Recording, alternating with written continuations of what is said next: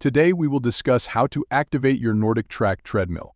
Begin by plugging the treadmill cord into a power outlet. Next, attach the safety key to the treadmill console. This safety key is essential for the treadmill's operation and acts as an emergency stop feature, halting the treadmill if you need to stop suddenly during your workout. After securing the safety key, locate the ifit sync or Bluetooth smart button on the treadmill console. Press and hold this button for about 30 seconds. During this time, you might notice the console beeping or flashing. This process syncs the treadmill with the ifit system. Once the button has been held for the required time, you can start using the treadmill. Press the start button to begin moving the treadmill belt. Choose your preferred workout level and proceed to walk or run on the belt. If you encounter any activation issues, repeat the steps.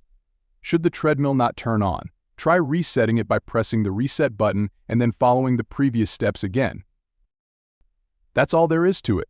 Thanks for watching, and see you next time.